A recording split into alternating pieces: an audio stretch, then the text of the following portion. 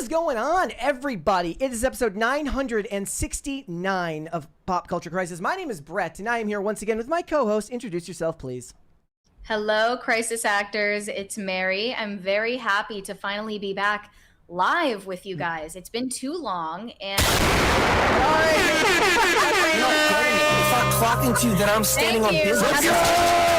Right off the bat. At the beach, I'm standing on business. At the beach, it's extremely loud. at the beach. I'm sorry.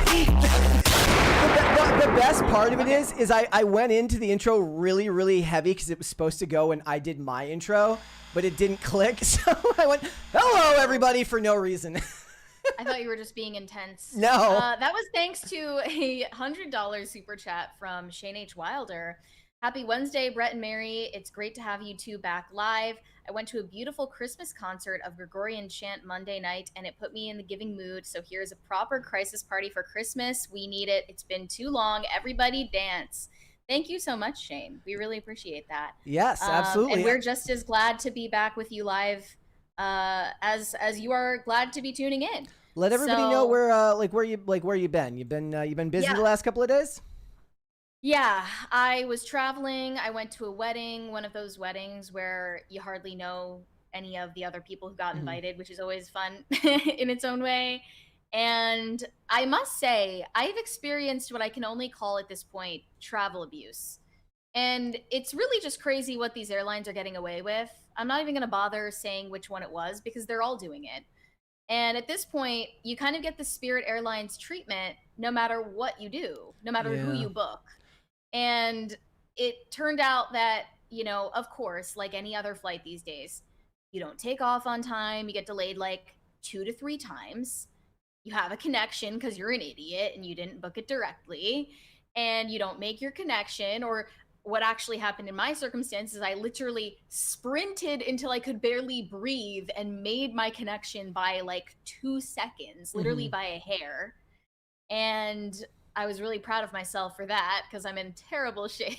But then you get there, but then you're sweaty and gross when you get there. Then you feel like shit, and then you're like huffing and puffing, and you're all embarrassed because you gotta ask for a glass of water before takeoff, and then they don't even take off on time in that flight, and then you get to your destination and you get a notification that you didn't get your bags delivered on time because, of course, you ran to your next flight, but the people who were responsible for putting your suitcase on your final flight were not running. They do not care.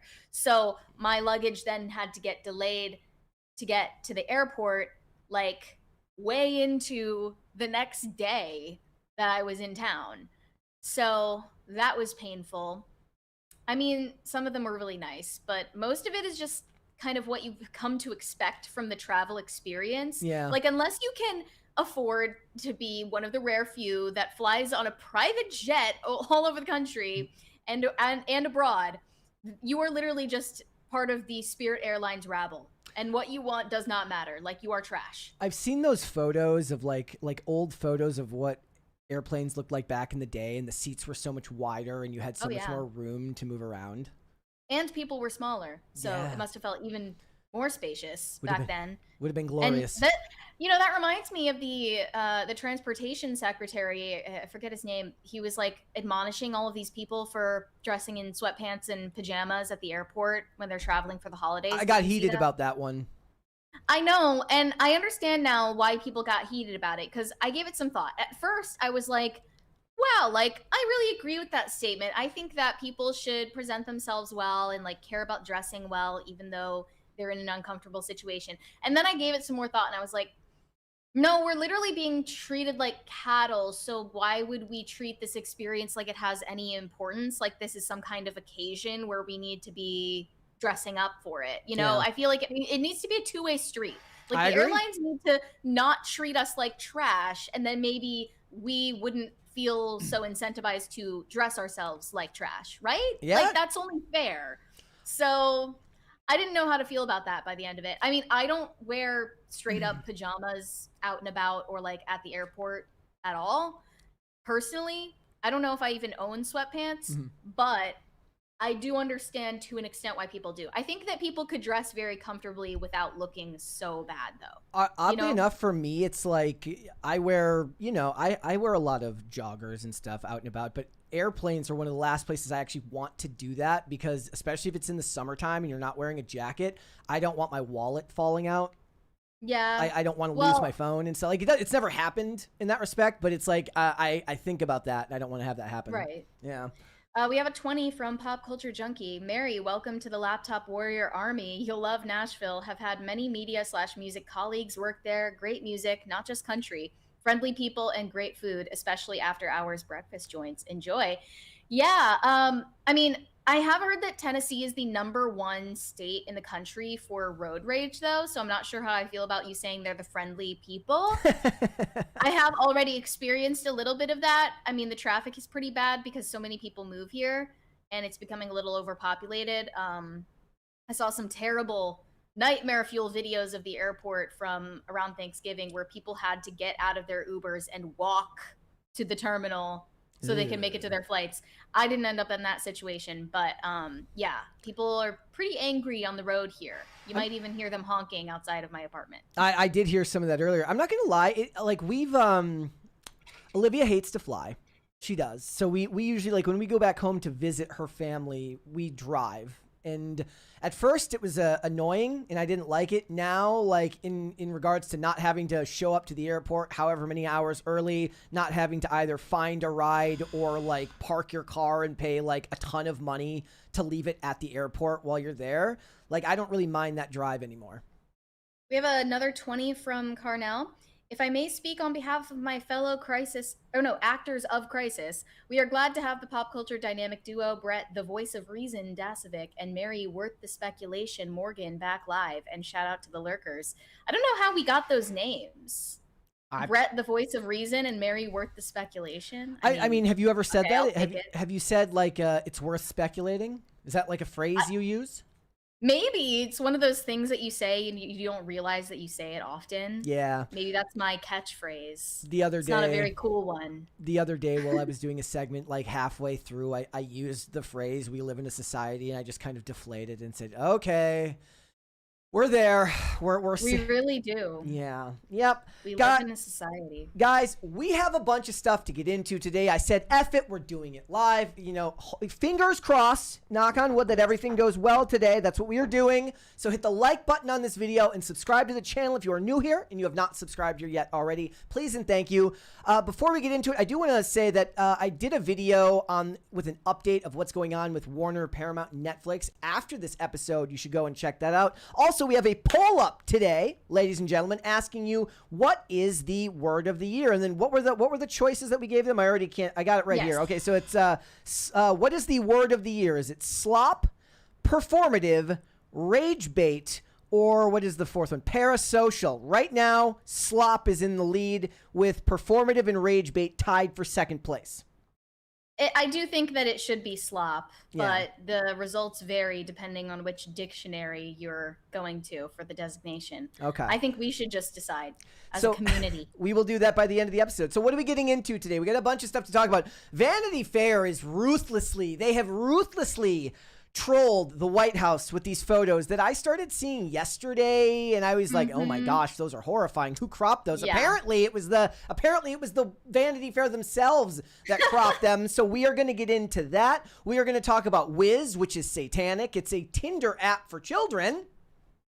I mean, it's not marketed as a dating app, but that is what predators are using it for. Yes. Of course. So we're going to talk about that. Also, some think pieces have been written about cuffing season. Gentlemen, all of you gentlemen out there who are not spoken for, who are not in a committed relationship, you must reject cuffing season. This is the time of year. It's listed as between after Thanksgiving and Valentine's Day, when a woman will enter your life and she will use you as a tool to make her family think that she's in a committed relationship, not to mention gifts. And Valentine's Day, you will be used, and you should avoid this at all costs. We read this article about it. Stay frosty, kings. Yes. Know your worth. You are the prize. Know your worth. Know your worth, guys. So we're going to get into that. We got a bunch of other stuff. If you're ready, Mary, we can go. Are you ready?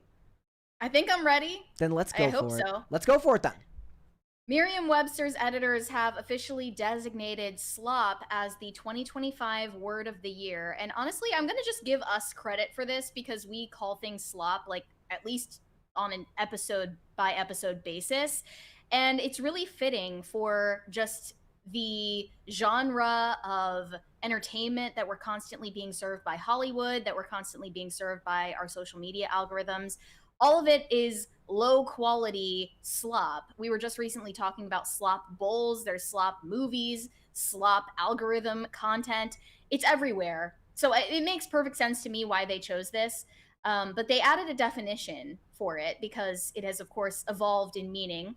They said that once it was used to describe soft mud, and it's now used to describe low quality digital content that is produced usually in a quantity by means of artificial intelligence. And I would say it goes beyond stuff that is generated by AI, but there's definitely a lot of AI slop. It can be human-made slop, though. Yeah, most Like of most what I things coming out hear, of Hollywood. most of what I hear from people refer to it. They talk to about like the AI slop that ends up on YouTube YouTube shorts Yes. and Instagram reels. Like that's a lot of it. There's a 20 there from Pop Culture Junkie. I'm going to be like needing you to let me know when we get a 20 Yep, though from right now there. on. He said, I want to acknowledge to you both that the first I heard the word slop in the new context on PCC. Thanks for adding to my vocabulary. You're welcome. Cheers. We're so educational. Cheers. They say the flood of slop in 2025 included absurd videos, off-kilter advertising images, cheesy propaganda, fake news that looks pretty real, junky AI written books, work slop reports that waste coworkers' time, and lots of talking cats. People found it annoying and people ate it up. AI slop is everywhere, warned the Wall Street Journal, while admitting to enjoying some of those cat videos. AI slop has turned social media into an antisocial wasteland. Like slime, sludge, and muck, slop has the wet sound of something you don't want to touch. It oozes into everything. The original sense of the word in the 1700s was referring to mud. In the 1800s, it came to mean food waste, as in pig slop, and then more generally, rubbish or product of little to no value. And now, amid all the talk about AI threats, slop set a tone that's less fearful and more mocking. The word sends a little message to AI. When it comes to replacing human creativity, sometimes you don't seem too super intelligent. So it's, I guess, a way that we're reclaiming power over the content that we are consuming. We're like using the word slop to kind of reclaim all bluster. our power. It's all bluster. They can say what they want. I've been saying this about AI music lately. Is like eventually, as these generations progress, once we get past generation beta, they're not going to care anymore. They're not going to care. Like the idea, and I'm not saying totally. Obviously, human-made art, human-made stuff will matter, but it's just, I feel like it's going to divorce itself little by little from what people consume. And in the Hollywood sense, they only have themselves to blame, because if the stuff that the humans are making is already slop, then why would somebody care if it was a computer that made it? Yeah, claiming that slop mainly or only refers to AI-generated content is kind of a cope and a little bit of a cop-out for them, because people have been using slop to describe human-made content for quite a while now as well. And I did want to bring up these other designations. There were, I mean, obviously slop was chosen by Merriam-Webster, but other words were chosen as word of the year by other publications. And among them were gerrymander, performative, touch grass. I guess that doesn't really count because it's a phrase. 6, 7, even though those are numbers, and the ridiculously long, let me try this one. Lake Chargaga, Gogman, Chaga, Gogchow, Banagunga. It's like, I tried. Have you ever seen that video of like the weatherman who does the really long town name? Like it's like this long. You know, I gave it my best shot. It says it was part of a hit spelling game on Roblox. I'm not on Roblox. Of course, it's I'm tied too to young for Roblox. that. There's a 20 there from No Control. Don't don't see it here. Says, glad y'all are back. YouTube says PCC was my most watched show. Thanks for a year of excellent slop analysis. If I don't catch you before then, Merry Christmas and Happy New Year. Best wishes to you and your families. Thank you. Thank you. Thank you. Well, since 6'7" was brought up, I also saw a video about why 6'7" became a meme last night that kind of blew my mind, and I was not intelligent enough to understand what this guy was saying. But he basically explained that 6'7" means nothing intentionally, much like a urinal in an art museum.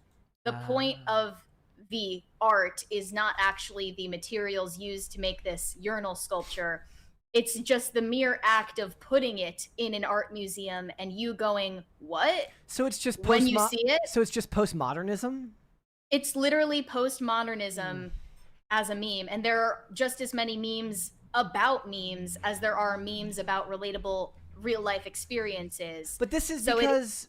Isn't this because like most of what you see now, like when a phrase becomes popular, right, it takes off in 10 directions. I was yesterday when I was we did a video, me and you talked about it a little bit earlier about George Clooney and Amal Clooney and like not doing kissing scenes anymore, and I referenced the Longhouse, and there's like a Reddit thread about the alt-right pipeline to the Longhouse. Like explain using the term yes longhouse. Like that it's alt-right to use the term longhouse. Like nothing matters anymore. Like all of the vernacular that young people are engaging in is so divorced from any actual meaning that it's like it's still different than the lingo that we had when I was a kid. It was like it was people that skated that said sick, and your parents are like, sick is not a good thing, right? Like it's still people understood what it meant. I agree with the people who were saying that longhouse is an alt-right term, because we've long known that right-wing Twitter and 4chan and right-wing online spaces are kind of the source of most memes, especially the Wojak memes. Like those were popular long before they reached mainstream popularity, and it was because of right-wing Twitter accounts that were spreading them. Yeah. But 6'7", when it's proclaimed, it's meant to performatively mock oneself for basically surrendering your attention to the algorithm. That's why I agree with the premise that in a way it's kind of a social signal or a way to reclaim power over the algorithm as a consumer. This is a comment from the director of lexicography for Dictionary Media Group. He said, it's part inside joke, part social signal, and part performance. When people say it, when they say 6'7", they're not just repeating a meme, they're shouting a feeling. And I guess that is a feeling of powerlessness that we're trying to overcome by proclaiming 6'7", because we all know that it means nothing. And that's how everything feels right now, is that everything is slop and everything is meaningless. So Seinfeld was kind of prophetic, and the show about nothing has devolved into the language about nothing. I think a lot of it too, and I don't know how to put this into words necessarily, which actually makes this statement kind of ironic. The idea that like a lot of the issues we have with language now is because we've taken language to transcription rather than actual conversation. It's actually kind of refreshing that they're arguing about what 6'7" means when you say it in the real world, rather than having to have some type of pedantic argument about what somebody means. Like that was my biggest revelation for myself this year, is that I'm an extremely pedantic person. I can't help it. Like I overly focus on minute details that usually do not matter. It's a huge time suck for me most of the time, but I'd rather people argue about what a word means in the real world than have to worry about whether you understood what you said to somebody else or what two people said to each other online. So we're making progress. Well, the most illustrative thing about the 6'7" meme is that it is truly original in that most slang terms adopted by teens and kids over the generations have had some meaning. They have had a meaning, and it was meant to be gatekept from older generations. Like you weren't supposed to tell the teachers or the parents what those slang terms mean. But the reality of 6'7", as it was explained to me by an actual Gen Alpha relative of mine, is that it means nothing, and they know that it means nothing, and that's the point. So why wasn't Unk? I feel like Unk should have been on this list. I feel like Unk really came into prominence this year. Yeah, maybe next year the lexicographers will pick up on that one. They chose parasocial as it related to the relationship between Taylor Swift and Travis Kelce. Mm. They chose the word after observing reactions from the Swifties to her engagement. Millions of fans related to her confessional lyrics about dating, heartbreak, and desire, leading to what psychologists describe as parasocial bonds with stars. Yep. And that was definitely true. Like, we all remember that poem about their engagement, right? Yeah. Yep. Or the Swifties who were like saying that they were going to go on strike. Remember that too. Yeah. But like in relation to the engagement announcement, a lot of women who are merely fans of Taylor Swift for some reason felt like they were being chosen in that moment. Well, we're going to talk about that too it's going to be in our next topic. Maybe we should just go into that, huh? Yeah, why not? We got before we do, we got a 20 from Shane H. Wilder. Can you see that one? Let me see. Yep. Yes. Brett is thinking of the Welsh town of... Good luck with this one. Dare I even try? Go for it. Lunfair Pilgu Gil Goger Shurenduro Milantisilla Gogogok. Perfect. Church of Mary of the Pool of the White Hazels near the Whirlpool, the Church of Saint Cecilio of the Red Cave. Oh, that was a mouthful. But I got through it. I think that one I did better. That sounds almost conspiratorial. Like when I found out that Zach Brown actually did perform at Bohemian Grove. That was insane. I was like, wait, maybe we were wrong and Zach Brown actually is a Satanist. No, and the funny part is like it's not like I'm not a conspiracy guy, so I don't think about Bohemian Grove at all. So the fact that it came up out of nowhere in my mind and then I ended up being wrong was just legendary. Yeah. All right, let's move on. Speaking of parasocial. Yeah. It might surprise you to learn that the biggest stan of Timothee Chalamet is a 59-year-old. If I'm clocking to that I'm standing on business. Let's go! At the beach, at the beach, I'm standing on business. At the beach, at the beach, at the beach, at the beach, at the beach. Okay, I don't have the flashing lights on my end. Yes, we can roll and my it. White wall. We can roll it back here. Like I said, we need to get you some police sirens behind there. Yeah. Well, you'll hear them every once in a while passing by me. All right, let's hold off. Let's roll it back and start that one over again. Yes. It may surprise you to learn that the biggest stan of Timothee Chalamet is in fact a 59-year-old Gen X woman named Simone Cromer, and it surprised the paying subscribers of Wall Street Journal even more when they profiled her. This was her first ever extended interview in mainstream media about her account, which is called Club Chalamet. This is the screen name that she goes by, and she's starting to make a lot of money just off of being a stan who is now ironically idolized by other Timothee Chalamet fans, more than they even idolized Timothy. They titled it, How a Gen Xer Became Timothee Chalamet's Biggest and Most Divisive Fan. And as you can see in this photo, this is a middle-aged woman who actually works in the healthcare industry. She has a full-time job. And if you think about it, maybe being middle-aged is the perfect time to be a stan. Like, we always make fun of these people for having no lives. She's on side quests now because she's stable everywhere else. Yeah, she's a wine aunt, and she has the spare time to dedicate to a paid subscription service for Timothee Chalamet news. Simone Cromer started Club Chalamet to support her favorite actor, and instead, she became the story. She said she wasn't trying to stir the pot when she started Club Chalamet in 2018. She simply wanted to boost the profile of a promising young actor who had just burst onto the scene. She said it wasn't until the second viewing of Call Me By Your Name that it clicked. Like, geez, this kid is going places. That kid was Timothee Chalamet, now 29 and an indisputable A-list star with 2 Oscar nominations and a legion of global fans. Cromer is probably the most famous of those fans, known for her dramatic and lengthy posts about Chalamet, his projects, and his personal life. Sometimes she plays the role of an unofficial publicist, Her biggest project right now is campaigning for Timothee to finally win an Oscar for Marty Supreme. Yep. And she has also gone on rants about his personal life, specifically his relationship with Kylie Jenner. She has met Timothee in real life, I think 2 times. One time they took a selfie at Coachella in 2022, and he also met her at a premiere in 2023. She said she also gets recognized in public as Club Chalamet, most recently during her summer vacation in Milan. She said, I didn't anticipate, expect, or want this kind of attention. I'm just a fan at the end of the day.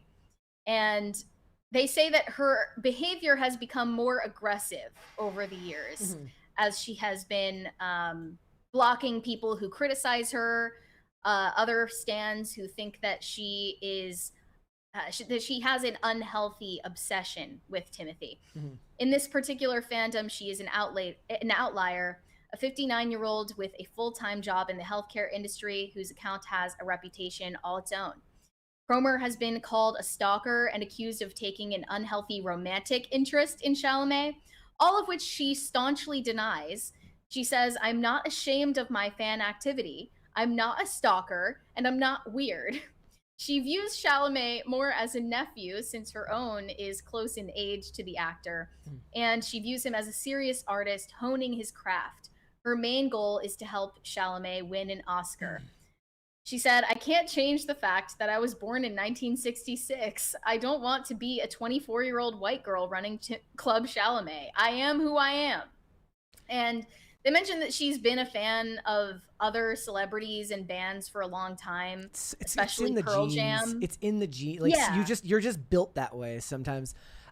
Before you go on, I do want to read you because I did talk about it yesterday. Just the quotes that her comments on the return of Kylie Jenner after she disappeared for a while. On Tuesday, Cromer gave her 14,000 Instagram followers a lecture about how to survive the upcoming award season after the shock of once again seeing Jenner clinging to Chalamet's arm.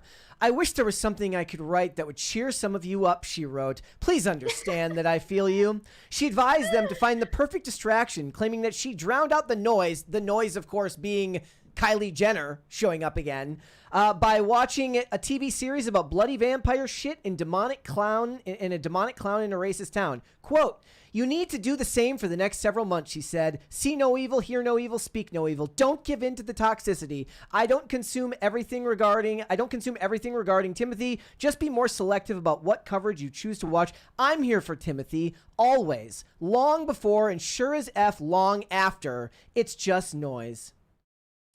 Damn. She's I'm assuming that was from her initial rant. She did an hour-long audio rant insisting that Timothee Chalamet's romance with Kylie Jenner was fake. And she specifically mentioned it was because he had never taken her to Olive Garden. And that is a sign that you don't love them. And that she 100% knew that they were not engaging in sexual intercourse. Do you think Kylie Jenner has ever been to an Olive Garden? I don't think I guess that's proof that you're really in love. I don't think she literally. I just reposted something on X last night about how it was like everybody craps on Olive Garden and Applebee's and claims they don't go there, but the parking lots are always full. Am I supposed to believe that Kylie Jenner's Maserati is in the parking lot of the? I'm sure they DoorDash. That's a good point. Yeah. In late 2017, after that rewatch of Call Me by Your Name, Cromer struck up a casual conversation with another Chalamet fan account. And when the person running the account asked her what high school she went to and how studying for finals was going, she replied saying she was probably old enough to be that person's mother, and then was immediately blocked. And that's why she launched Club Chalamet the following year, envisioning it as a place for older or mature fans to gather. Elsewhere, young girls swooned over every new photo of Timothee, calling him their internet boyfriend. But she, on the other hand, wanted to focus on his art, saying he's the real deal. He's like Tom Cruise or Daniel Day-Lewis. And now she has, it looks like 14,000 followers on Instagram. Yep. She has 49,000 on X. And then she has hundreds of subscribers to her Substack, some of whom are paying. And she said that she made enough money off of this Substack account to pay for her Italian vacation this year. Damn. And Substack is actually the platform that reached out to her because she has such a dedicated fan base. They wanted her to join. Makes sense. I'm sure she has a sweet deal with them. Yep. And she said she joined Substack because it reminded her of LiveJournal and other old school fan forums that she used to enjoy on the internet. And it could be a way to better reach her target audience. She would have been right in the sweet spot, maybe even a little bit old for LiveJournal. Yeah, actually, being born in 1966, that I would assume that's mostly people born in the 80s or 90s. Yeah, like Instead. LiveJournal was my time period. Like people in my age Yeah. use LiveJournal. While she sees herself as a force for good, she has earned many detractors who feel that her posts are insulting toward other fans or even Timothee himself. The administrators of several Timothee Chalamet fan accounts declined to speak about Club Chalamet, citing these concerns. And then in September 2023, Cromer passionately raged against Chalamet's new relationship in a series of X posts after seeing photos of him at a Beyonce concert with Kylie Jenner. And she suggested, without evidence, that the relationship was fake.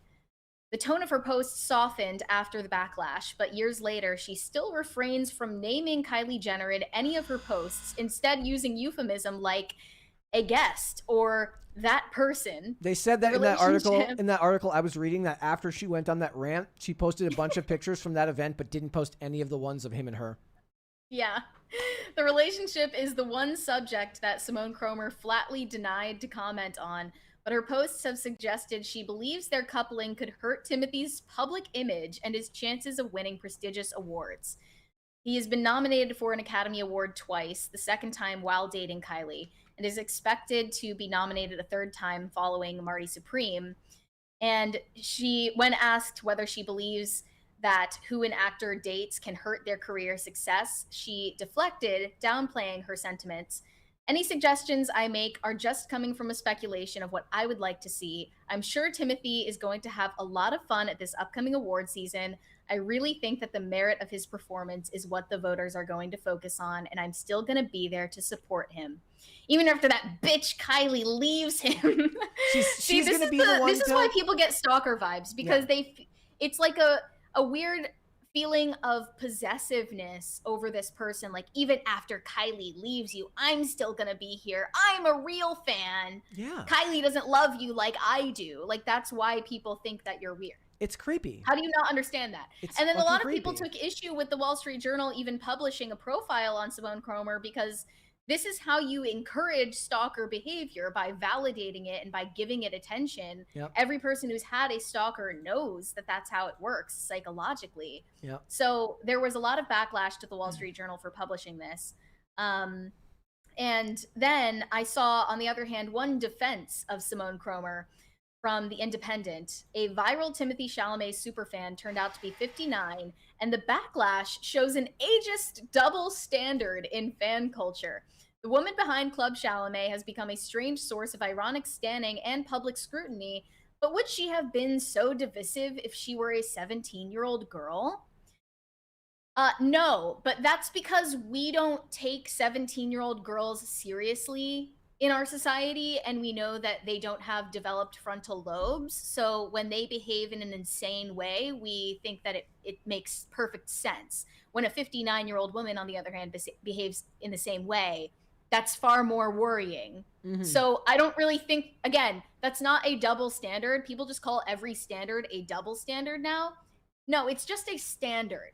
We treat 59-year-olds differently than we treat 17-year-olds. That is a standard that makes perfect objective sense. Yes. And we can make fun of stans all we want, but most of them are teenagers, and like them having very little hobbies or real life relationships and not doing their algebra homework makes more sense than a 59-year-old professional spending half of her time moonlighting as a Timothee Chalamet stan.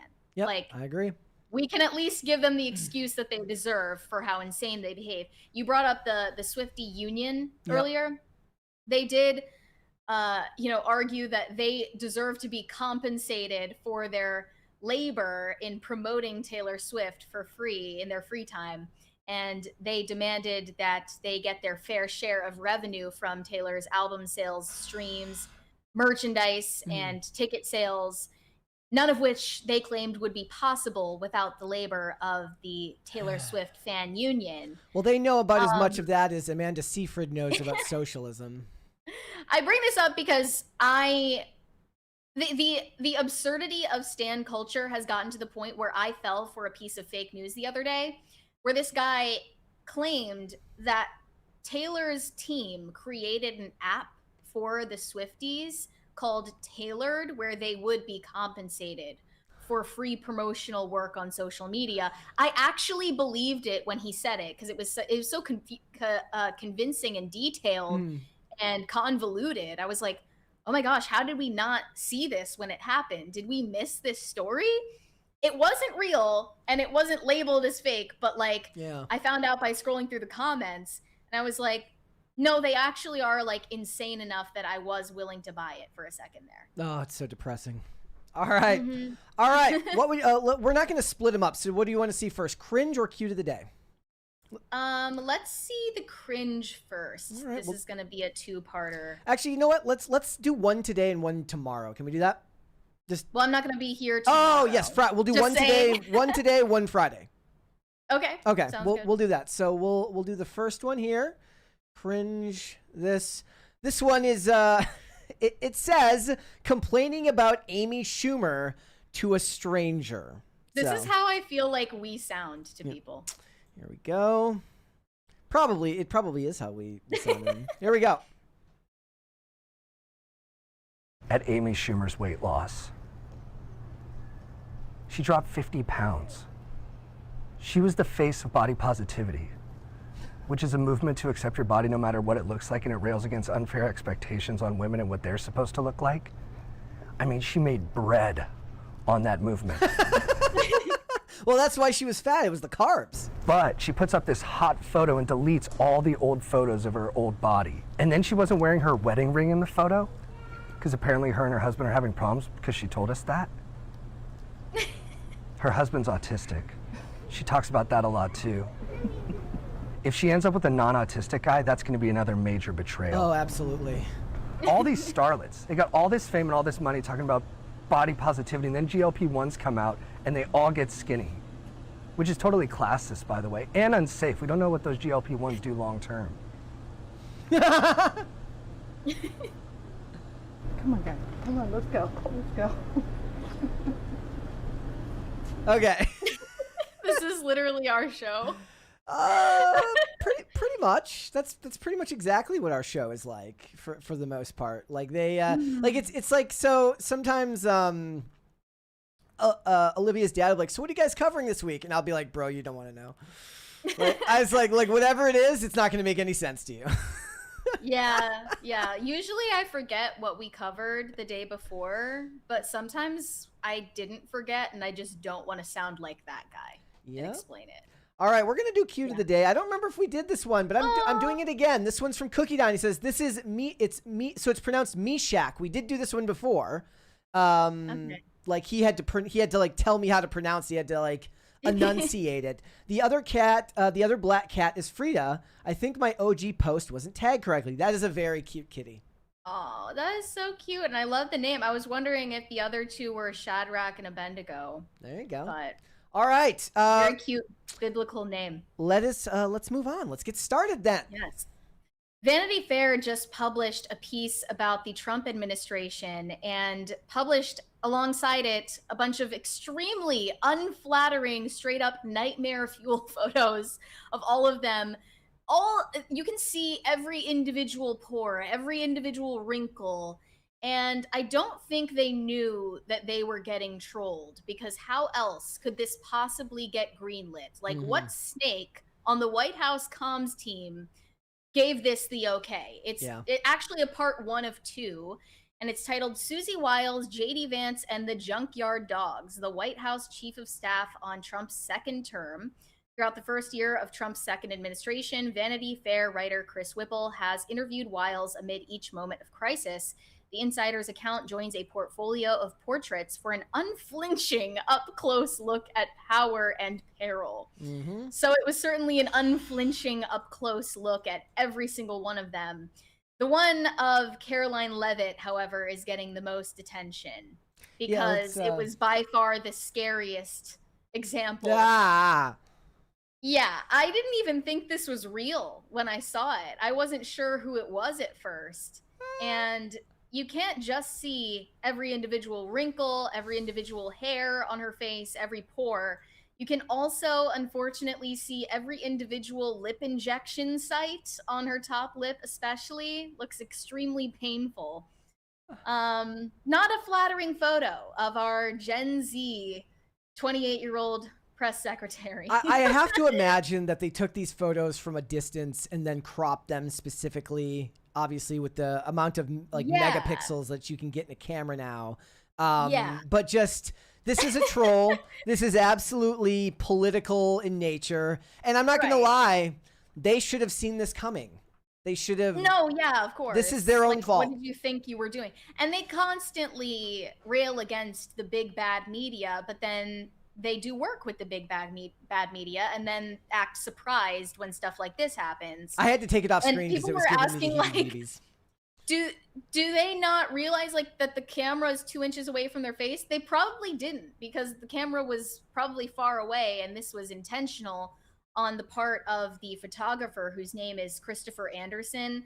He took other very embarrassing photos of the team as well. This one of Marco Rubio is just, I think, single-handedly going to destroy his chances as a presidential candidate. He's just standing there awkwardly.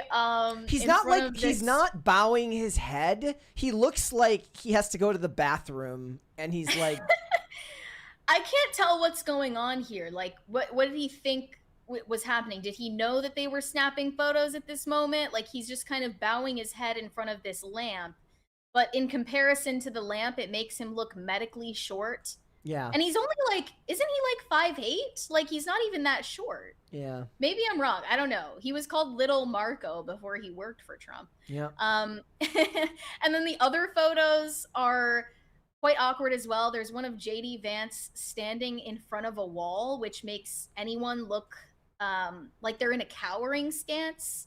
Strangely, like, the artistic composition is very intentional here, to be standing up against a wall like you're cornered. They said, unbelievable what Vanity Fair let Christopher Anderson do at the White House.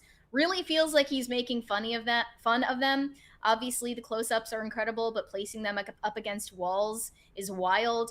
Have to wonder what the White House thought they were portraying. Yep. This one of JD Vance isn't quite as bad as the rest, but I think it's also because we've seen more close-ups of him than the others. Yep. The Susie Wiles one is also nightmare fuel. Like, she looks like a sleep paralysis demon. And apparently this was JD Vance's fault, according to Vanity Fair at least. They made all of the staff look bad because he cracked a joke saying, I'll give you $100 for every person you make look really shitty compared to me, and $1,000 if it's Marco. So they were like, sure, you didn't need to pay us, though. They would have done it for free. Like, we were going to do that anyway. Yep. And the Conservator, which is a female-focused right-wing magazine, responded to the Vanity Fair piece saying, Vanity Fair's Eye of the Hurricane profile on Susie Wiles and the cabinet isn't journalism, least of all photojournalism. It's sabotage. Despite a decade of abysmal mistreatment of President Trump and his family, they were given a rare opportunity and access to capture history. Instead, they exploited that access and transparency and deliberately blew it again. Yep. They are owed nothing. And fair enough, like, we get it. The media is biased, but what did they think was going to happen when they agreed to let Vanity Fair into the White House? I mean, I assume this is one of the reasons that Melania doesn't do a lot of photo. One, they don't offer them to her, and wouldn't you be suspicious of them even if they did? We had a we had a journalist here who did a piece on Tim, and looking into her beforehand, she was a very I don't know if even keel is the word, but she seemed very fair in most of her coverage of the things that she did reporting on. But it's still not going to be enough to assuage most people that work at a company like this one to just give them the benefit of the doubt. Right. It's a fool me once, twice, a million times kind of situation. So Exactly. I think to cast the Trump administration as the victims in this scenario is a little bit naive. And then they did a little description of Caroline Leavitt side by side with her portrait, calling her the mouthpiece. The combative White House press secretary fields questions from the press corps with all the subtlety of a Rottweiler. Susie Wiles calls her a scary good communicator, right up there with New York Mayor-elect Zohran Mamdani. The president doesn't give a crap if you're a man or a woman, Leavitt says. He just wants you to be good at your job. How's she faring in the onslaught of questions about the Epstein files after Trump's about face? She says, it's pretty clear he wants us to be aggressively offensive when it comes to this issue. Yeah. It has been quite offensive, actually. It's offending all of our intelligence. But I wanted to mention with this topic, this new movie poster, it's a poster that promotes a new TV show by Ryan Murphy for FX. Starring Bella Hadid. I have no idea what the story is supposed to be about, but you can tell that plastic surgery and cosmetic procedures is a theme because it says here on the poster, one shot makes you hot, and she's holding this gigantic syringe and a panel over her face that shows her with natural wrinkles, I guess the future version of her. And Bella Hadid is one example of a celebrity who's completely undergone a transformation from her natural self, I think, to look like Carla Bruni, the classic supermodel. She's basically a skinwalker of Carla Bruni. But, you know, people are trying to combat the Instagram face, the Mar-a-Lago face. It's been given so many names at this point.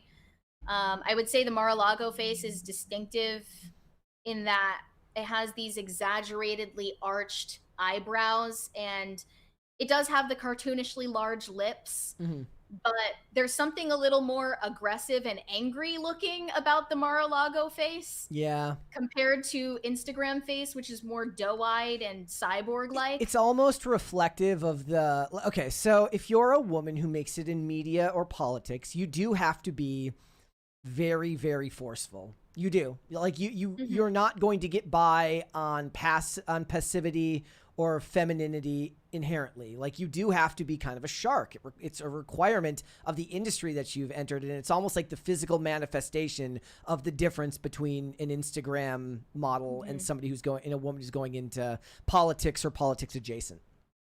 Much like when commercial models started having tooth gaps and vitiligo and rolls on their bodies, I think one way that people believe they can combat the Instagram face or the filler face is by championing extremely unconventional beauty, including this one example who is now being called the Renaissance Girl. I think her name is Alana.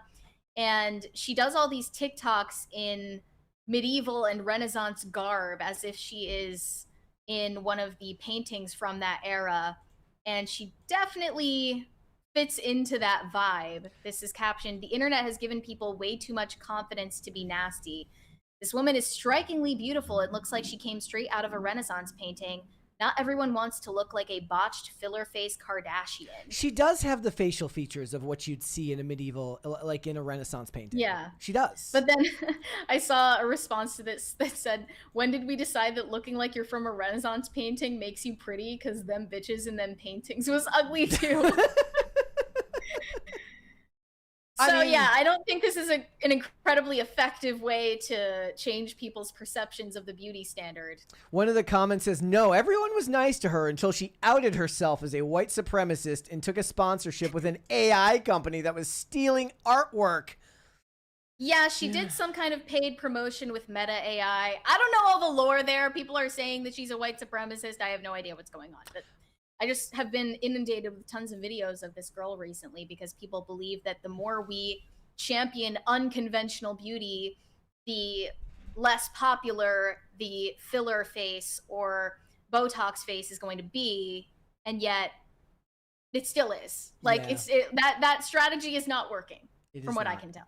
No, it's I don't think you can really fight it, especially given that Instagram. It's also weird too because me and you have had discussions about Instagram face ties into still images more than video, right? Like it's designed to look good in frame, but not in movement.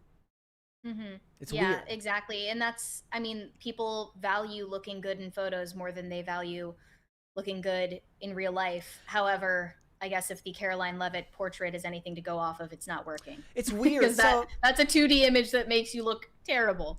I was thinking about this when we were when we were out of town for Olivia's grandfather's funeral. That, you know, if people on here would know about that, so I'm not speaking out of turn about that. There was like 5 or 6 boards of, because this guy, I mean, him and his wife married 55 years. He was in the military. He owned a business, you know, that he ended up selling for, you know, like he came from England, moved to America, served in the military there and here. When he came to America, he then joined the military here, then eventually started a business. And there's just 5 boards of photos of him with just so many people. Like he was in the lives of so many people. Now, when our generations die, it's going to be all freaking selfies. Yeah, that's like true. There's going to be like no photos of you with other people. Like we were able to literally look, like you could piece this gentleman's incredible life together by all of these photos spanning decades, and then all we're going to know in the future is like, well, when Brett. When we celebrate my life, well, some of those had filters. I'm going to exclude the skating photos here and say some of them, those were the early days of Instagram when people filtered their photos, and then, you know, it's depressing. Or for people in the silent generation or the greatest generation, when there was just a photo of them, it was a professionally done portrait that was for a particular purpose. Like I was at a family friend's house recently, and she had a photo of her husband on the wall from when he was 16 years old in the military, I believe. And I was like, no freaking way, that's a 16-year-old boy. No way. Yeah. Because like I said to her, like, 16-year-olds don't look like that anymore. Have you noticed that? And she was like, that's right. Yeah. They don't. Because I guess, you know, people just grew up faster back then. Yep. All right. You want to do some super chats, or do we want to wait and do them at the end? All right, go ahead. Yeah, if I can find where we left off here. We're up top here at Corey Anderson. Corey Anderson, yeah. Mary, have you had a chance to go to Lovelace's yet? Amazing fried chicken. Oh, is it Loveless? I don't know. Looks like Lovelace. Lovelace? If you're into U.S. history, the Hermitage is a great place to visit. I have been to the Hermitage Hotel, if that's what you mean, but I have not gone to any fried chicken restaurants since moving here. It's not really my thing, but I'm sure I will. Brian Bledsoe said, one benefit of this new setup is hearing the Crisis Party clearly in the truck speakers. Now I dance even harder as the cars pass by. Yeah, you guys had been actually asking about that for quite a while. And then people were complaining. They're like, oh, it's too loud. And I'm like, here's the number for 911. Call the ambulance. What do you want me to do? Shane H. Wilder said, I'm flying out for the National March for Life from the 19th to 26th of January. I'm not looking forward to the flight. I'm 5'9", and it's still cramped. Yep. Do you feel cramped on flights? No. Brett? I mean, like, no, not really. Other than, like, my bag at my feet, and 25 years of skating means I'm worried that I'm going to get, like, an embolism in my leg if I'm on a flight for too long. But other than that, like, it's not usually that big of a deal. But I'm militant. I need the window seat. I have to say, I caved and I ate the pretzels. Oh my! I admit it. I ate the pretzels. This is a big moment for me. That was an admission. Holy crap! Yeah. Whew, okay. Well, let's with that revelation, let's hold off. I've lost all of your respect. There's no credibility left. There's no recovering. let's hold off on the rest and let's move on to the next topic. Unbelievably, this app is still active on iOS and Android app stores. It is called Wiz, and it markets itself as a social platform for ages 13 and up, or at least up until they were receiving a bunch of complaints about their safety concerns, they went to 16 and up. It is still getting more and more allegations of predators on the app. It is now called Tinder for Kids, because that's how predators are using it. They're posing as teenagers and adolescents in order to get into conversations with kids and meet up with them in real life. There have now been several documented cases of it being misused this way, and Wiz has yet to really remedy the issue. So this was covered in The Hill in an op-ed proposing a solution to this problem. I think a lot of you are going to disagree with the solution when we get to it, but they say an app called Wiz has been making headlines for connecting minors with sexual predators. Many have described it as Tinder for Kids. It's the same purpose of perusing profiles to find someone you like, in other words, connecting with online strangers. But unlike Tinder, the app is targeted at both teens and adults. What's the result of this app design? A 12-year-old girl meeting up with a supposed 14-year-old boy that Wiz connected her with, only to discover the boy was an adult male who essayed her. And I'll just say before I continue, it would still be effing creepy if this app were connecting 12 and 14-year-olds. That's not okay. Absolutely. Regardless of whether that person is who they claim to be. Then furthermore, an 8th grader being SA'd by a 27-year-old man, then finding out she was only one of several underage girls that he had groomed through Wiz. An 11-year-old girl being SA'd by a U.S. Marine she met on Wiz, all in the last year alone, and there are many more cases. As reports of Wiz facilitating CSA continue to pile up, something must change with the app itself and more broadly when it comes to online child safety. Now, I'm sure a lot of your alarm bells are going off right now because people ostensibly on the right are understandably concerned about child safety being used as a cover for social media censorship. Digital ID, things like that. Yep. Digital ID, invasions of privacy. So just, I know you've got your hackles up. We'll continue. We've got a 20 here. We've got a 20 here quick from Not That John Stewart. He says, the cornerstone of my life is a lie. She ate the pretzels. Oh, hi, Never Brent. again. Never again. All I right. promise, never again. Continue. Just a few years back, the National Center on Sexual Exploitation urged app stores to remove Wiz on account of the rampant exploitation occurring on the platform. And within 36 hours, Google Play and the Apple App Store agreed. Later on, Wiz was reinstated with what appeared to be a number of new safety tools. However, as time went by, it became abundantly clear that Wiz was not as safe as it seemed. The continued reports of exploitation weren't convincing enough. The New York Post reported on what happened when the company's safety tools were directly tested. Although Wiz claims to have robust age verification, a 52-year-old man said he was able to create an account as a 15-year-old. Because even though the age verification tech flagged his profile for review, Wiz moderators went ahead and approved it within minutes. It's unlikely that they are human moderators. I bet that it's just going through an algorithm. This is even worse than not having any age verification to begin with. Wiz made claims of safety by boasting about tools like age verification, but behind the scenes, they directly overrode the concerns flagged by these tools. When the National Center on Sexual Exploitation shared the story, Wiz reached out saying the New York Post's claims were false and the 52-year-old's account was never approved. So we tested the app ourselves, and our 28-year-old employee was able to easily create an account as a 16-year-old. Wiz is currently enduring a fresh wave of bad press and has once again made changes on paper, such as increasing its lower age limit from 13 to 16. Yet the efficacy of its age verification still falls short. We're sick of tech companies utterly neglecting safety until they're threatened with serious consequences and then announcing flashy new tools as a publicity stunt while having zero intention to implement those tools properly. And it isn't only Wiz. We've seen this with countless tech companies over the years. They also go into Meta being reported several times for facilitating and overlooking child exploitation on the platform. We've talked about that on the channel before, which you can go find. Big tech cannot be trusted to self-regulate. We can't let them mark their own homework when it comes to safety. The only way to incentivize these companies to change is for Congress to pass legislation that holds them accountable if their products are found to be unsafe. And then they mention the Kids Online Safety Act, a bipartisan bill that establishes a duty of care for online platforms likely to be accessed by children.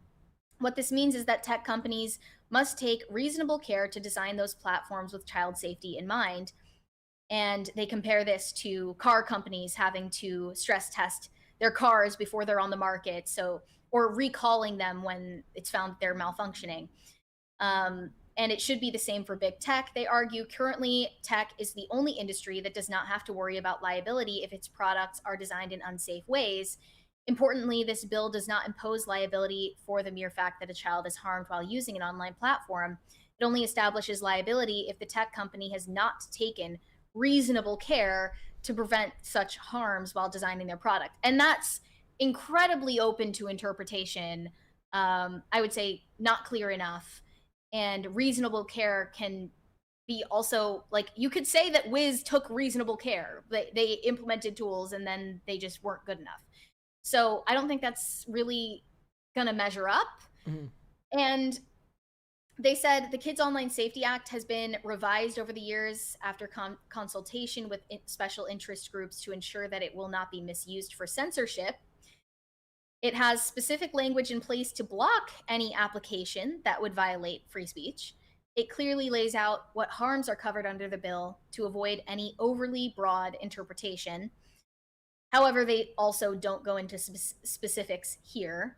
And when I saw people posting about Wiz and just being disgusted at the idea that there's a Tinder for kids, like, obviously that's horrifying. There were a lot of replies that were concerned about this being a front for the CIA. Legitimately. They were worried that Wiz was, in fact, created as sort of a false flag for the CIA to justify building new tools to spy on Americans. Where were you reading this? Like, where was that being said? On X. Okay. So this person said, done on purpose to give them a reason to pass more social media control. They've been trying to do it in CO. The Republicans got one passed last year. The governor vetoed it, and then they tried to override the veto, but some changed their vote, all for a bill that would have been bad for everyone. Someone asked, did the CIA build this app? I wouldn't doubt it. And then this person replied saying, if it gets kids banned from social media, I'm fine with it. And they had a rebuttal here saying you'd think that, but then it would turn into a law where you can't talk about guns that aren't legal in your state, like they tried in Colorado. Yep. Maybe parents can actually watch their kids and parent them. That sounds like a great solution if the parents actually cared, and if parents cared, their kids wouldn't have ended up in these situations in the first place. So I guess some people think that kids ending up in dangerous predatory situations is just sort of the human cost of retaining our First Amendment rights in this country, which I'm not even saying is a totally unjustified position to take. Yeah. But what's frustrating is that for many years, especially in the late 2000s, up until Elon bought Twitter, basically, people were asking for social media platforms to have their Section 230 protections revoked so that they would be held liable for criminal activity on their platforms, which it may not sound like it, but they would actually be able to allow more liberal standards for speech as a result, because then, you know, they would not be punishing and penalizing hate speech or you know, what could be too broadly termed targeted harassment. Like, these are the things that people were bogusly banned for on Twitter when it was Twitter under Jack Dorsey. And this person continued saying past legislation pushed would prove otherwise. This is how they work, pushing something so that they have to react to it. This is how the government works. They, you know, are going to operate in a way that they create a reason for them to step in and legislate that sounds, and violate our rights. And that's one of those things that always sounds insane to people. And then you hear about how many feds were at January 6th and you're like, no, totally plausible. Or if you simply look into the shady history of how Facebook was founded, which obviously is not reflected in the Hollywood way that they told the story in Social Network. But you can look into that on your own time. As things stand currently, it looks like Wiz, or at least as of late 2023, Wiz has 16 million active users, and they still are present and active on the App Store, and it looks incredibly shady. They market themselves as their mission being to revolutionize connection, transforming how young people connect, share, and grow together, providing a space to build new friendships and boost self-esteem, and offering a vibrant space to embrace social interaction free from the pressure of likes and follower counts. Wiz is where positivity flourishes. Our community is built on respect, understanding, and the shared desire to create a space where everyone feels safe and valued. Inappropriate behavior has no place here. We're all about positive vibes and meaningful connections. And then they go on to say, our team is based in Paris, France. Candace, someone get Candace Owens to investigate this. I'm sure Brigitte Macron is behind it. We can move her off what she's doing now and move her on to this. We're constantly updating Wiz to ensure that it remains the safest place for young people to make valuable connections. Wiz has already transformed the lives of countless young adults. That sounds ominous. Offering a dynamic platform for self-expression. Chat now or miss out. It's all so shady. It's just like a bad idea, even if it operated as advertised. Yeah. Yep. Yeah. Little kids should not be meeting up in person without their parents knowing. That is insane. That is obviously a bad idea. Like a 12-year-old and a 14-year-old meeting up off of Wiz is already a terrifying prospect. But then add on to it the risk that has already been proven that that 14-year-old in question is actually 52. Yeah. It just makes it a non-starter. Like, no one wants this to exist. By the way, if you are interested in looking into this further on your own time, the head of growth at Wiz is a woman named Jody Renacia. You guys found out that Zach Brown Band performed at Bohemian Grove, so I'm sure you can find out more about her. Yeah.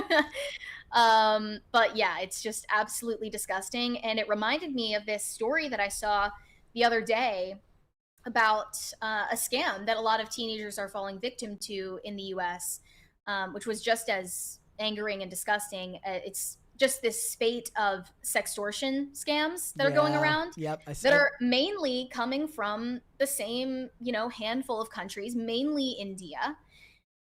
Basically, these Indian scammers create a really convincing social media profile of supposedly a local teen who goes to a neighboring school. They reach out to a teenager and begin a sexual conversation. They bait them into sending inappropriate photos. This is quite literally a CP ring, like an exploitation ring for children in the US, operated outside of the US. And then what happens is they reveal themselves to be scammers to the teenager in question and threaten to send these inappropriate images to their teachers, their friends, their parents, their family. And they're asking for a ransom price. And if this teenager is not willing or able to fork over however many like petty hundreds of dollars it is, then they start basically flooding their phone with notifications. It's just an all-encompassing psychological strategy to make them feel like keeps they have them stuck tunnel on the vision. phone, keeps them stuck on the phone, keeps the pressure building until they either pay or do something stupid, and it's evil. Yes, exactly. It's evil. And then it resulted in the outcome for this teenager in West Virginia who shot himself in his family's home minutes after finding out that this scam was taking place. And his parents spoke to the media about it, probably because they believe it's their duty to raise awareness about what's going on, because it's happened to quite a few teenagers already that were named in this article in the New York Post. And it's not enough really to have the type of relationship, as they said, with your kid where they feel comfortable bringing things to you and telling you about their lives or telling you things that are maybe embarrassing. It has to get to the point where they either don't have access to social media or you give them a full explanation of how these scams operate in detail, or both, because otherwise situations like this happen. It ends in tragedy. And it really angers me knowing that we're the most powerful country on the planet and we can't throw our geopolitical weight around a little bit to force these countries to find and prosecute the people operating in these literal CP extortion rings. There was a couple names marked victimizing and murdering Americans like this. I believe that if we're, you know, gonna call like Venezuelan drug cartels, you know, as say that they are performing acts of terrorism or acts of war that warrant a military response, why doesn't this? Like, it does bother me that this isn't getting any real response from the government. And so far, none of the scammers who are responsible for the deaths of these children have been found or prosecuted because they operate outside of the country. There was a couple of extraditions I thought I saw mentioned in this article. In the one about the West Virginia? I mean, not about him specifically, but it says 2 Nigerian brothers, Samuel and Samson, aged 22 and 20, were extradited to the U.S. and sentenced to 17 years for their role in running a sextortion ring that was connected to DeMay's death. That was another person that was mentioned in this article. So there have been extraditions to the U.S.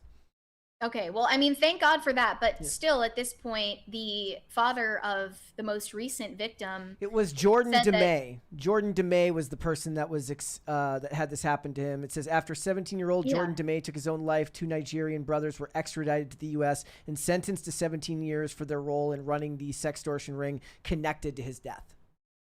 Yeah, and I mean, think about the ways that they could use an app like Wiz for the same purposes or worse. Yeah. The father of that latest victim said, they say it's a suicide, but in my book, it is 100% murder. They're godless demons, cowards, awful individuals, worse than criminals. And according to his dad, Bryce was the latest victim of a vicious sextortion scheme targeting teen boys and teen girls, I'm sure as well.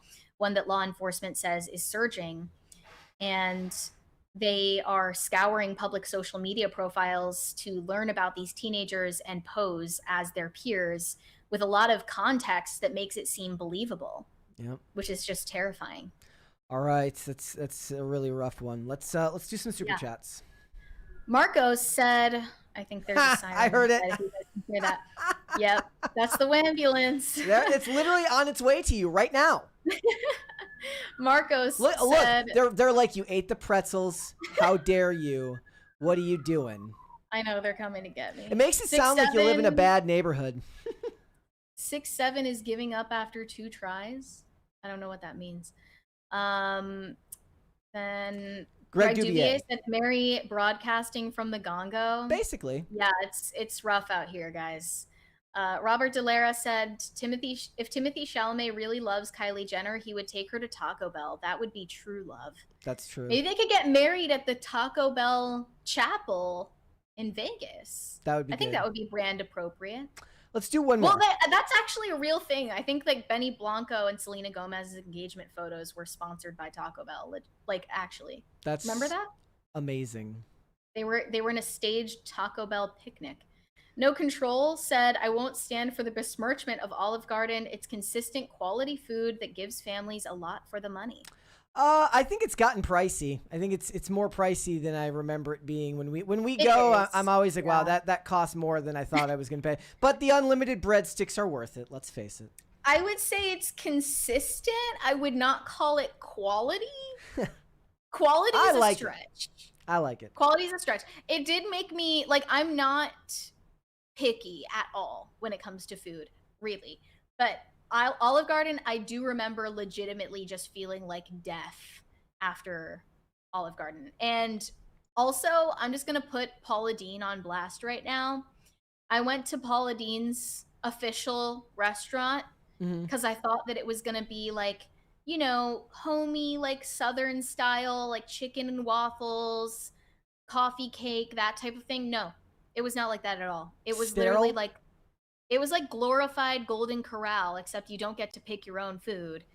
And I felt like I had eaten cement afterwards. It was terrible. I think we got a 20 down there at the bottom. Oh.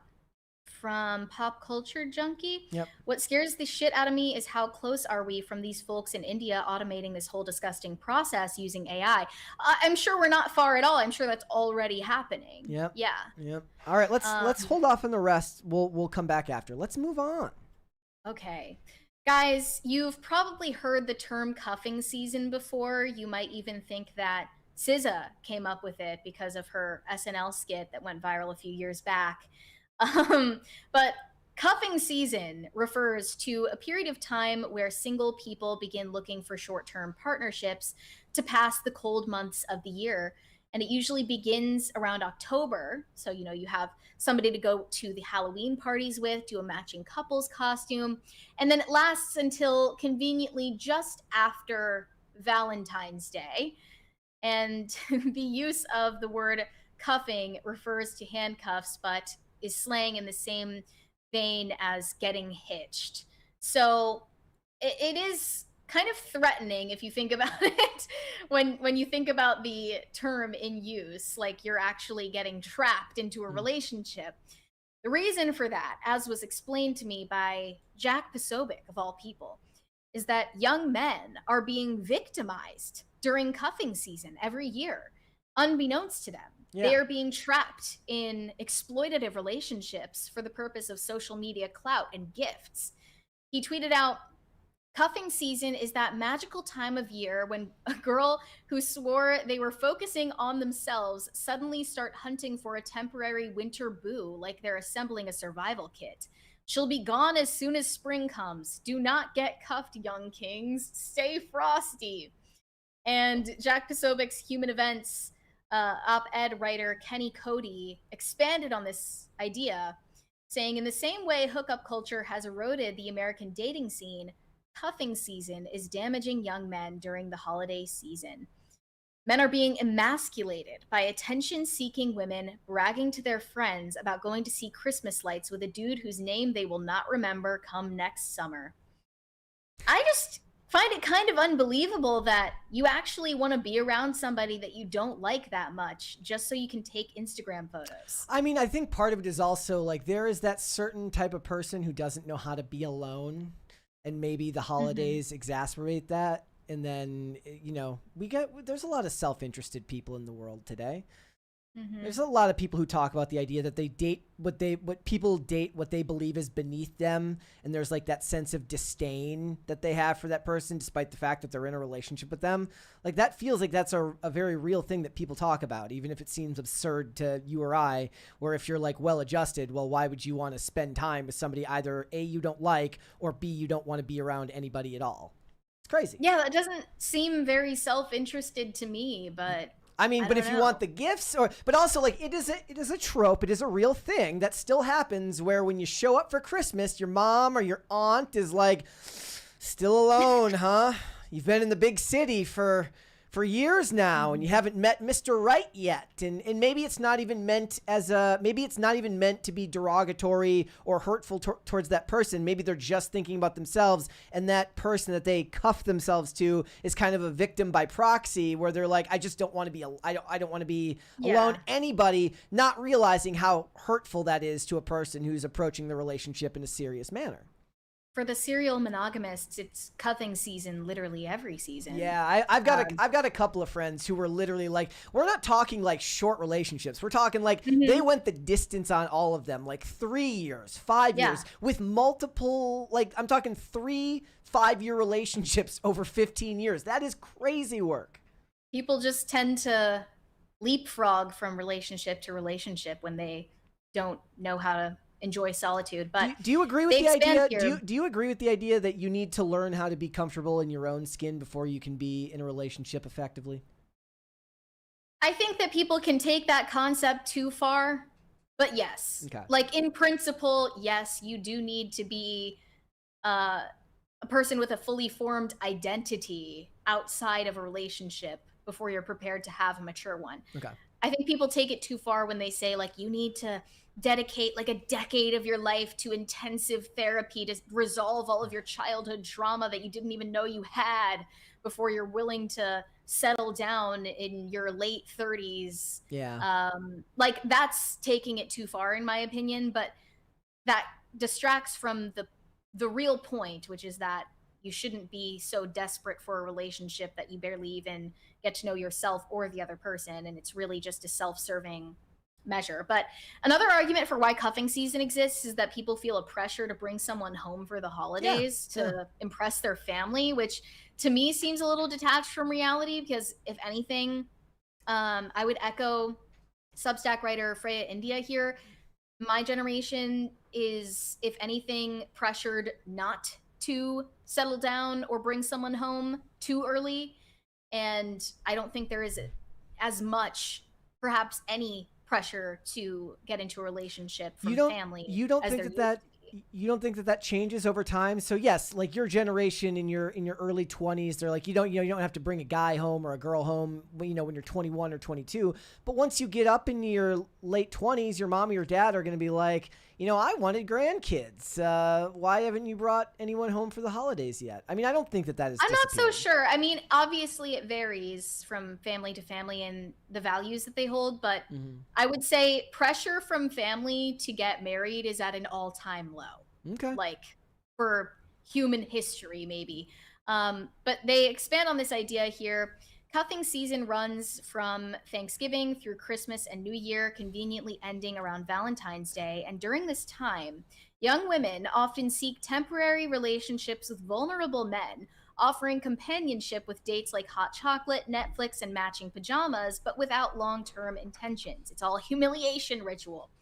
All of this comes with basically no strings attached, solely a connection with no intention of becoming a marriage or long-lasting relationship. It is a social braggadocious strategy to placate social media followers for far more than anything romantic.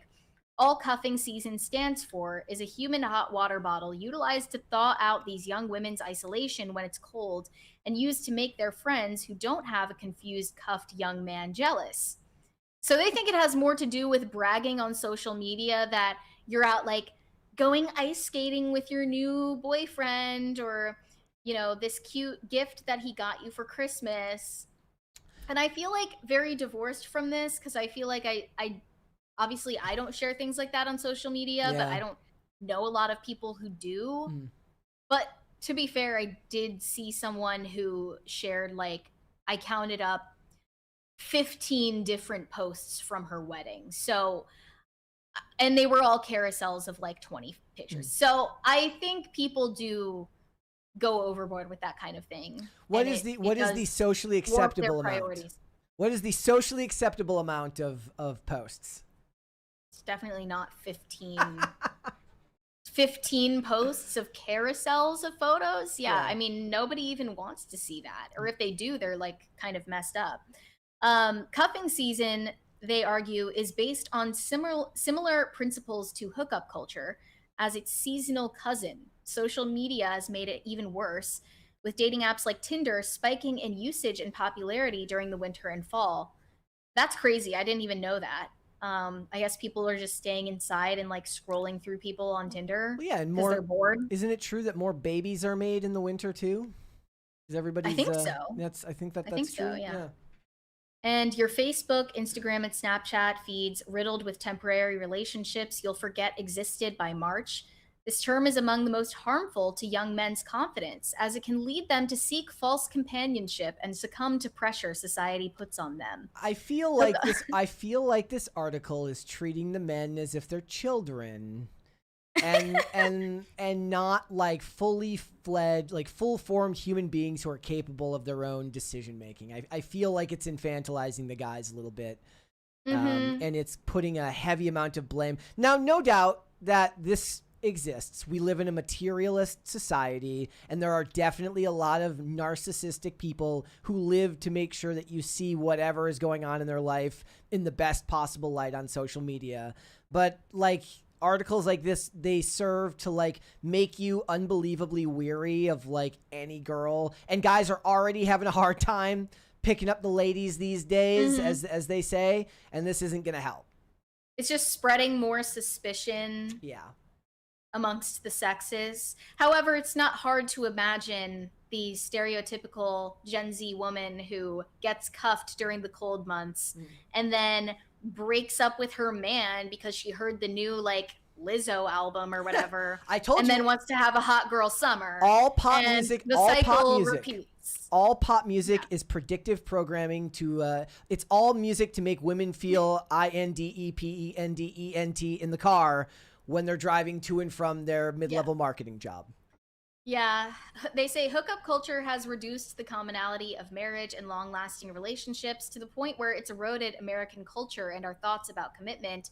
And cuffing season has made it acceptable for women to poach young men for the purpose of posting on social media.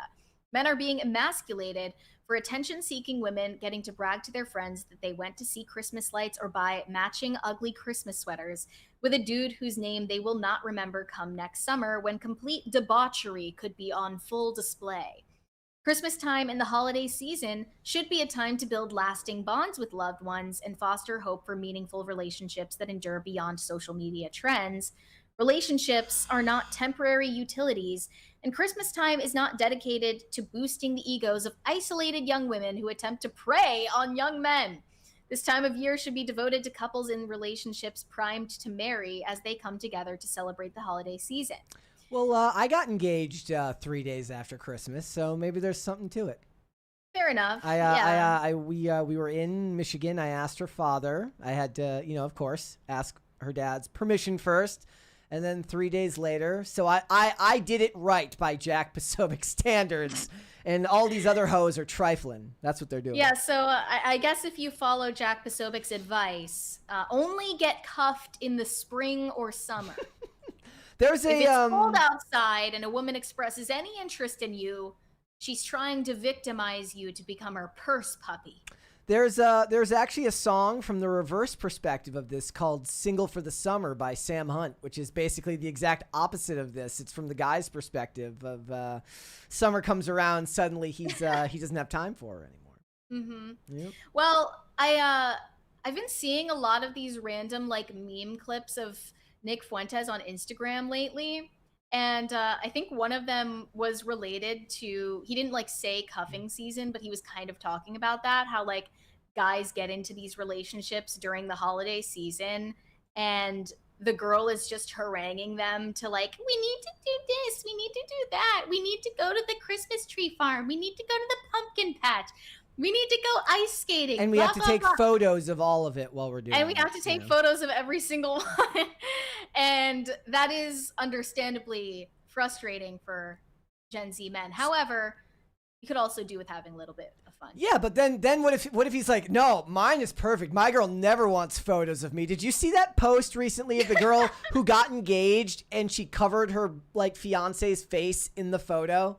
And it broke down into this furious debate of some people being like, well, maybe he just doesn't want to be posted on social media, or is she just embarrassed about what he looks like and doesn't want people to dunk on her? I think it's more likely that he didn't want strangers to insult him. So guys, the other one is the guys who are like, no, she never wants to take photos. And you're like, that's a red flag too, because that means she doesn't even want to be seen with you, bro. You can't win. Yeah, there's kind of no way to win for anybody in that If I'm clocking to you, then I'm standing on business. Let's go! At the beach, I'm standing on business. Thank you guys. We appreciate it. At the beach.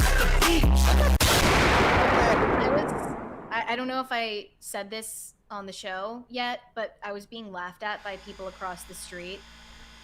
Because they saw you like doing stuff on the show and they're like, she looks ridiculous. They saw me being a podcaster, which is apparently really funny. And now I see why, because I'm just here dancing in my living room, and it does look ridiculous, I have to admit. Got to get some lights in there. Thank you for that. Thank you. Okay, let's finish up these super chats, though. Twisted Tree said, what's your Starbucks drinks? Well, I go to Starbucks way more than Brett does, but Brett, what would your I don't order go to be? I don't go to Starbucks. My Starbucks drink was whatever Tim would get every once in a while. That would be You would like the cold brews, yes, right? yeah. So so I actually had this. I was like gonna post about this the other day, where like literally I was like, is it wrong? Is it bad that like the thing I look forward to the most these days is coffee on the way to work? That feels like a bad sign. No, I mean, like, I've been there. I get Yeah. it. But But you I would get, like, do. the I get you get the literally. cold brew with the cold foam? I get a cold brew. I get cold brew concentrate from the store, and then I mix it with obviously water and a little bit of creamer, and that's literally it. That's all I do. I don't even. I Yeah, don't but put if sugar in it, you or yeah. if you went to Starbucks, I'm guessing Cold that brew with cold foam. yeah, you would get the pumpkin cream cold brew. I would not. I would not. I don't even know what that tastes like.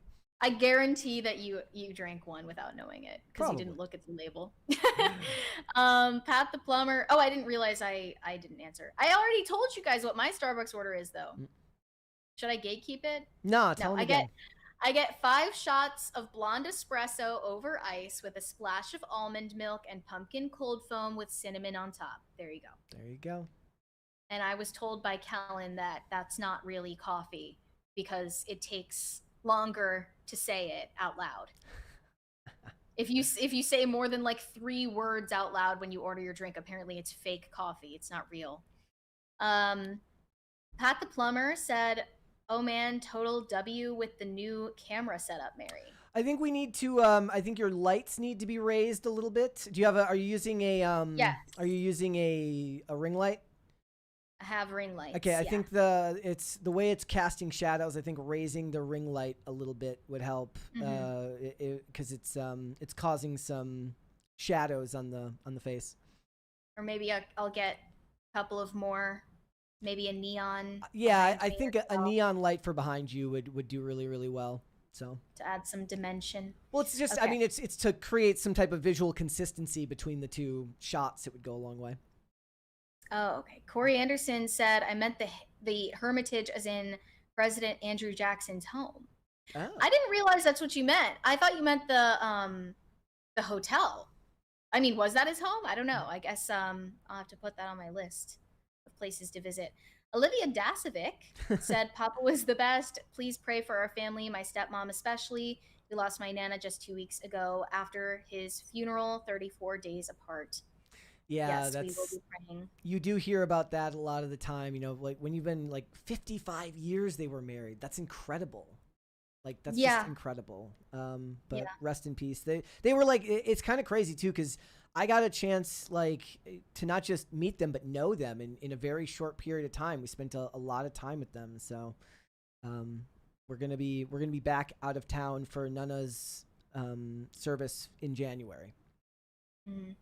Shane H. Wilder said, "Bad Mary, no Pwetzels. I'm so disappointed in you." Saw that one coming. Look, I sprinted through the airport at full speed, and I needed some electrolytes. What can I say? Mhm.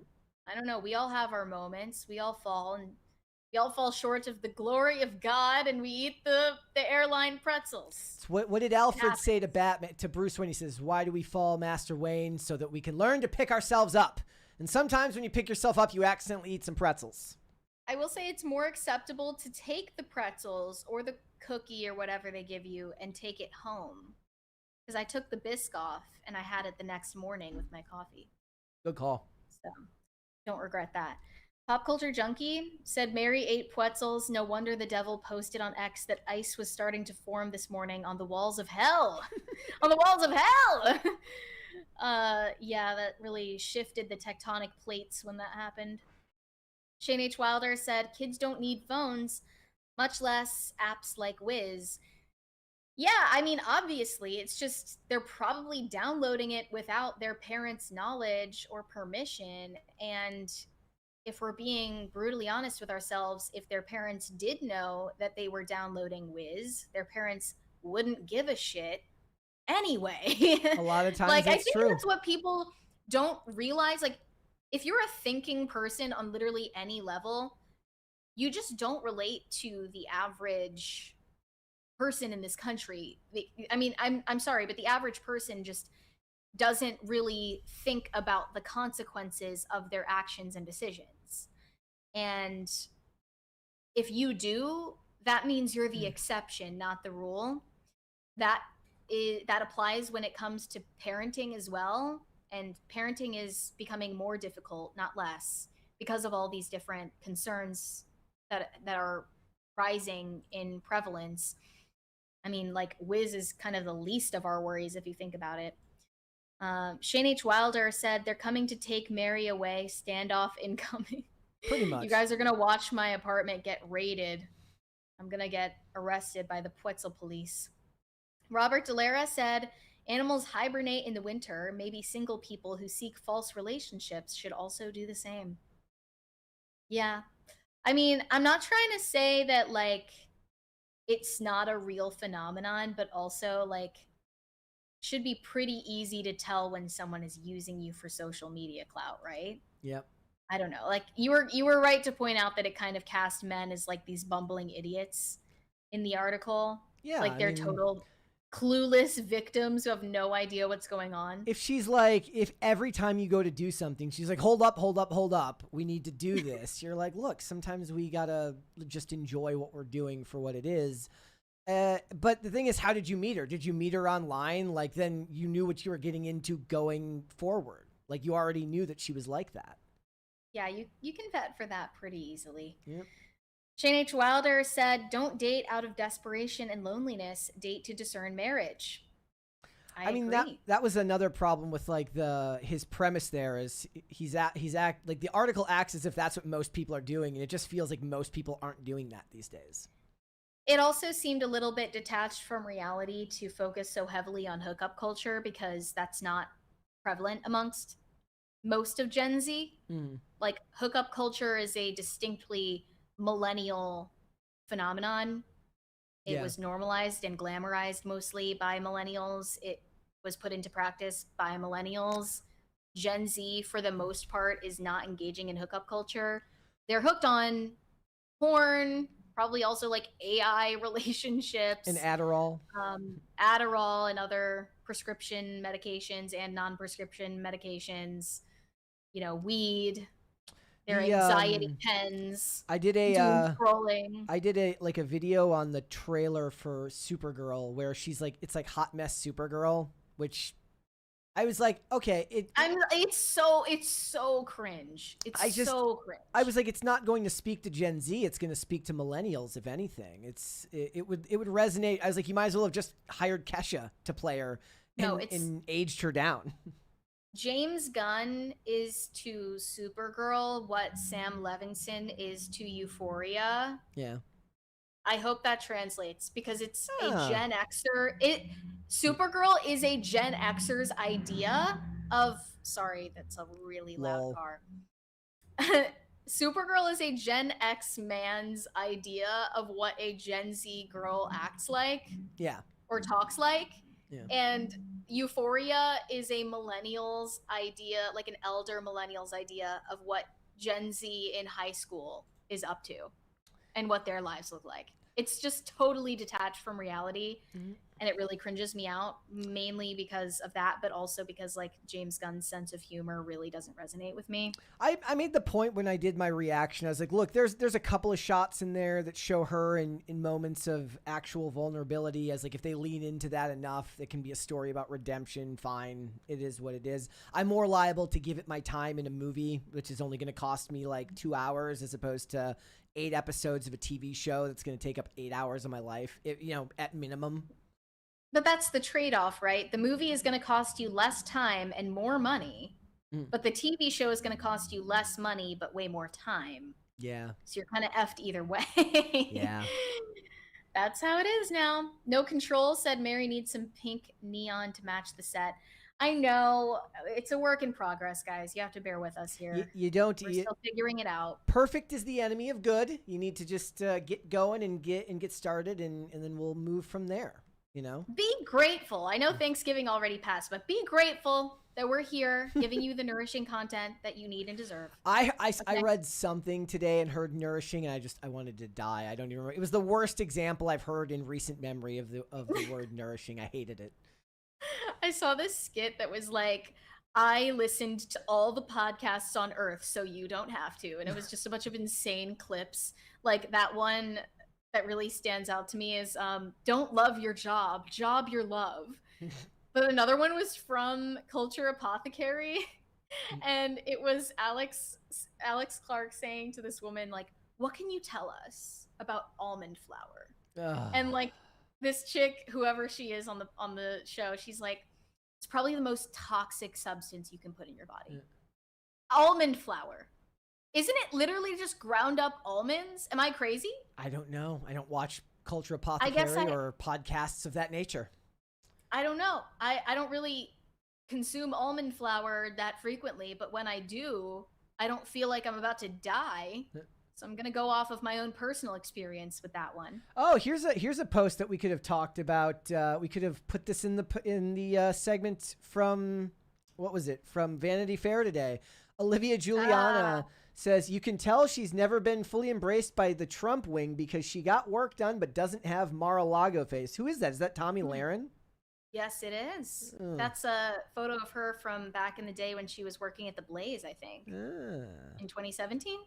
Okay. And then the recent one, she was like on some morning talk show talking about Candace Owens. Okay. I didn't realize that she was still like a figure. So I mentioned yesterday when me and Kurtz were talking about it, because I asked her, said, like, how things have been going. She's been covering Colonel Kurtz she's been covering Candace Owens for a while now. And I made the comment, I was like, it feels very feminine to like pay close attention to this because it's all, you know, unverified gossip. And then somebody in the comments was like, Brett's taking shots at Mary. And I was like, I have no idea why. I think Mary would say the same thing. Like if I came in one day and was like, you know what's really interesting right now? The Candace Owens drama. But then I didn't realize, like, yesterday you had several posts about it because you were talking about, like, you're like, so what am I supposed to do with this? To like a bunch of posts, you're like, what do you want me to do with this information? Yeah, like there was one post that was just like, she looks evil. Right? Like that was someone's only rebuttal to me, saying like, I don't know, guys, it seems like there's a lot of baseless character assassination being directed at Erica Kirk right now. It's kind of disturbing. And it was just a photo of her. This person replied to me saying, she looks evil. She was like talking. She was in the middle of talking. That's it. Yep. It's just, she looks evil. And then I said, that's your argument? Yeah. And people legitimately replied to me and said, like, yes. Like that is the argument. She looks evil because she is evil. And you can see it in the eyes. And you just sound crazy. And at the same time, a lot of these things that people are saying about Erica Kirk, or really anybody, you could kind of expand this principle of logic to any online scrutiny. A lot of the things they're saying could be true, but I would never have the time on my hands nor the willpower to sift through it all and find out what's true and what's not. And there are things as petty as like, she said on CBS that she doesn't drink. Here's a photo of her from 10 years ago where she's holding a wine glass. Liar! Is this really like what we have been reduced to as a political movement? Like, it's really sad. It's really pathetic, actually. Yeah. I'm just detached. I'm detached from all of it. Right. And then, you know, there was this other guy, comedian, saying that he went to this Tucker Carlson holiday party that was like sponsored by Alps, and that there were a bunch of people from Turning Point invited to the party. Candace Owens was also at the party. And, you know, if you like are seeing all this drama going down, you would think like, why aren't they beating each other up? Yep. And I'm just like, why does that need an explanation? They're at the same place at the same time, and you're surprised that a bunch of Turning Point employees didn't band together and start kicking the shit out of Candace Owens at a Christmas party. Like, you're surprised that that didn't happen, and you also think that that means they're friends secretly. Yeah. I don't know how to talk to someone who thinks like that. What does that even mean? One of the comments, like when Turning Point proposed the debate, was like, they want to get Candace there so that they can clock her security. And I'm like, this is where I get off. I can't.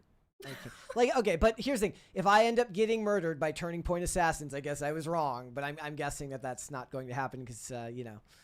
Yeah, I don't think so. I just can't. It's just getting to a point where I have whatever this is, fatigue. Like, I have Erica Kirk versus Candace Owens fatigue. I saw another comment earlier that said maybe that should have been one of the words of the year. Fatigue should have been a word of the year. True, actually, that's so true. I'm wondering why that didn't end up in the because it's got list. racist because it's got racist connotations. That's why. True, because it started being used with black fatigues, but then it was used for other things. Yep. So it took on a new meaning. Shane H. Wilder said, "We're live with crisis parties. What more do you need?" There you Exactly, Shane. You're setting a good example for the rest of the crisis actors. That is 100% true. And we made it through, again, knock on wood, all of the segments without any technical difficulties. So, you know, here's to... I got into another unexpected row on X earlier. Some like throwaway post I didn't even think anybody would pay attention to. I like posted these photos of Sydney Sweeney at a red carpet like 3 years ago, where she had a midriff and like said, I don't think she should be wearing these like intense corsets to every event. Like she should let the rectangle out. Like, that's fine. Like, it's fine that you're rectangular. Like, I want to see more of that early 2000s build. Like, that's how everyone used to look before BBLs and like shapewear and Facetune. Yeah. I think she has that look from the 2000s, and like we should bring that back. And then everyone was like, "Some feminist you are." Wait, who are the people calling you a feminist? A lot of feminists, actually. Okay. A lot of feminists are saying that I'm a bad feminist, and a lot of anti-feminists are also saying that I'm a bad feminist. And I'm like, I'm not a feminist, but I'm also not making the point that you seem to think I was making. Like, I don't think there's anything wrong with being rectangular, actually. The funny thing but is, a lot of people think there's something wrong with that. you know what has exposed this type of behavior recently is Trump's posts about Rob Reiner. Because if you push back at all, you would get somebody saying that you're either a Trump-loving alt-right person, but then if you had any mild criticism, they're like, oh, whatever, liberal. Like, they said that to Chrissy Mayer because she's like, you know, like, maybe we shouldn't, you know, celebrate, you know, maybe this post was in bad taste. Or what she said was, the video we did on it was basically like, you don't need to preface with, I disliked his politics, but. And right. Like, bah, bah, bah, bah. Where's the humanity? Well, I mean, everybody's on their team now, and when somebody gives any mild pushback, you lose a bunch of people. The two videos that we did on Trump are two of our lowest rated videos ever, because I was like, maybe it was a bad idea to say this stuff, and it's in poor taste. Right. I saw that post from Trump, and I was like, yeah, I'm too woke for this. Yeah. Like, I finally became the friend that's too woke, because that's just not funny at all. I mean, not even funny to me. I'm just like, look, this is just where I would draw the line with this type of response. I actually, from a pragmatic political standpoint, I understand why he responded the way that he did, given all that they've put him through. But I don't think you're wrong to want more, to want him to rise above that instinct. And it gives fodder for them. Not that matters. They're gonna mistake whatever he says anyways. My favorite thing recently was Mick Foley, the wrestler Mankind, being like, I can no longer be involved with WWE because they refuse to denounce Trump. I'm like, so skeevy Vince McMahon was okay for the last 3 decades, but Trump saying mean stuff on the internet is where you draw the line. Then I'm like falling back into it. I'm like, you know what? Maybe he should have said it. Fuck y'all. Like, I don't know. Yep. I feel like a bleeding heart lib where I'm just like, where's the decency? Yeah, I mean, anymore? but at the same time, like, I've also acknowledged in the past that the things that I love about him is his ability to get under people's skin, but also when you speak specifically from the perspective of like trying to like get the most out of your presidency, you kind of handcuff yourself by constantly putting yourself on defense. And I was like, look, Jimmy Kimmel's ratings have now continued to like spike incrementally whenever Trump says something about him. I'm like, you don't let him die. Like, you know, he would die without oxygen. His show would die if you just let it happen, but you don't have the ability to do so. Now he's fighting with Paramount. I did a video today, you guys should watch it, on like Trump the Paramount deal fell through with Warner Brothers, and Trump's doing full interviews talking about, like, I don't know who said I was friends with the people at Paramount, but fuck those guys. And he's bashing them. Jared Kushner pulled out, and it's all falling apart. Wow. Yeah. I haven't even kept up with that, but I was like slightly relieved to see that Warner Brothers was going ahead with the Netflix deal. That is the Like, worst not that possible. relieved, No, that's the but worst slightly. possible. That is the worst possible No. outcome. Yes, it is. Your Ellison derangement syndrome is affecting you. I saw Daniel Richtman. We sometimes see a lot of his scoops online. He's like, I kind of hate this, but at least it's not Paramount. And everybody, he was just getting just ratioed by his own fans. We're like, no, this is not a better deal. Now, I don't know if any of them clocked the reason why, likely because of he doesn't like Ellison, right? But objectively, if we're talking about what they would do for theaters and their release strategy, I don't know anyone that can honestly say that Netflix is the better option than Paramount. Well, I thought I saw a comment from Ted Sarandos where he said that they were planning to do theatrical releases just as much as Paramount would. I don't know if I believe that. Like saying doesn't mean following through. You through. can say that you don't believe it, but there's he no did track refute record. that. They don't have a track record proving that they would do that. Now, I'll say for another reason. There's like there was an article yesterday, 100 Netflix originals that are being pulled from the platform. If you're not even leaving your own original content up there, am I supposed to believe that you're going to take great care of the Warner Brothers stuff, or are you just going to pull it whenever it suits you? Like, I don't buy it. Like, I just don't. Like, one of the things, and I'll say this for Disney, I think that they screwed up with 21st Century Fox. I don't think they did enough to really take care of those 21st Century properties. But if I want to watch a show that was on Fox like 20 years ago that's on Hulu, every day I can log in and know for a fact that that show is still fucking up there. Like, it hasn't been pulled down from there. Firefly, still up there. All those shows, still up there. Now, that might change once they integrate Hulu entirely into Disney Plus, which sucks also. But, I mean, the best option obviously would have been no sale and that they get to succeed on their own. But that was never going to happen. Corey Anderson said, Mary, did you move to Nashville to hang out with a more famous Brett? Because that would be hilarious. Who's the more famous Brett? Oh, the other Brett. Does she still live out there? The female Brett. Does she live out there? As far as I know, yeah. If that's the case, then I'm sure we'll run into each other at some point. I don't know why that would be hilarious. I do love the. Did you see Tim's post about like the new IRL lineup? And it was like Phil McGraw and Brett Cooper.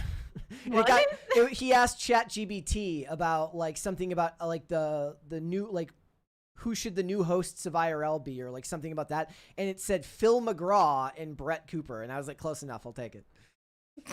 I just got to get long hair. Is there another Tim that could host Timcast? Tim, is there in the space? I don't know if there are. There's got to be one, right? There's probably an obvious one that we're forgetting. There's Tim Young, but I don't know if he's like a podcaster. He's just a Twitter personality. Shane H. Wilder said, Mary, a feminist. What tard thought that? Yeah, I think it was because they just think anybody... Here's how it works in their mind. This is the rubric. Anybody who criticizes Sydney Sweeney is a feminist, right? So therefore, if they thought I was criticizing her, which really I was just criticizing her outfit, then that makes me a feminist. But like, there were also feminists who didn't like what I said because they thought that I was body shaming her, which I was kind of doing the opposite. I don't know. I don't know what to make of it. People are just really oversensitive. But Bash said, Mary, did you move to Nashville because the Daily Wire is trying to recruit you? Guys, what I can say after all of these comments have come in, just an avalanche of comments saying that I am leaving PCC, that PCC is dead, that I am already working for the Daily Wire as we speak, etc. After all of those comments have come in, What I can tell you is I'm literally streaming with Brett Dasovic right now on a show called Pop Culture Crisis. So if we weren't going to be doing Pop Culture Crisis anymore, and I'm leaving Pop Culture Crisis, I'm not sure how me being on Pop Culture Crisis, sorry about the silence. There's the ambulance coming to get you. Into that narrative. But to be clear, I do have more content that will be in the pipeline. I just can't tell you what it's going to be yet. I also really need to focus more on my Instagram. You need to soundproof that room. That's what you need to do. Well, the problem is it's like all of the windows. Yeah. Yep. So it's not really possible. Corey Anderson said the idea of upgrading your Brett is funny. Guys, not everything is about clout and fame. Okay? Like, I think that Brett Dasovic has a lot to offer that Brett Cooper doesn't. First and foremost, his resemblance to Glenn Powell. There you go. There you go. Yeah, I don't think that would be very funny. Okay. Plus, Brett Cooper is doing her own thing now. She doesn't have to be tied to anyone. That's the dream right there, is to be able to do it on your own and do a show every. What does she do? 3 days a week? I'm not sure at this point what she's doing. I think it is 3 days a week, but not live. We still have that. Yep, we've got that going for us. All right, is that everything? Did we get through all the super chats?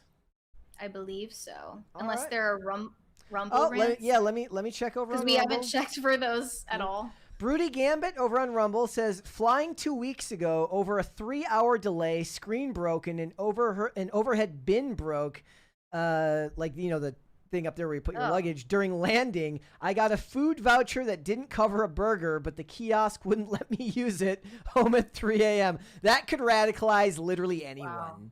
Like that I have to add to my complaints. Yep. It's not just that all of the flights are getting delayed these days, but you're also sitting on the tarmac for like 40 extra minutes every time before takeoff. And then when you land, you're going to be taxiing for like an hour, because every time that I've landed on like the last string of flights that I've been on, the gate is occupied by the previous plane. The worst part is it smells like gasoline. The worst part is when you're trying to take off and it takes forever to take off. I hate that. Like when you're already boarded. The taxiing after you land is honestly worse, because you know that you're where you need to be and they're just not letting you leave. Yep. And this happens with pretty much every flight I've been on for the last like several months at least. Mm-hmm. It's that. And then people are like, "Oh, it's because of like DEI or it's because of the government shutdown." Like, the government isn't shut down anymore, and I don't know what DEI has to do with the fact that we've been taxiing for 45 minutes after landing, but okay. All right, guys, before we go, would you hit the like button on this episode, please, and subscribe to the channel if you are new here and you have not subscribed here yet already, please, and thank you. Go ahead and do that. Mary, where can they find you? You guys can send me validation on Instagram at Mary Archived, or you can send me hate on X, that is also Mary Archived, and to help me get TikTok famous, that is also Mary Archived. Perfect. If you guys want to follow me, I am on Instagram and X at Brett Dasovic on both of those platforms.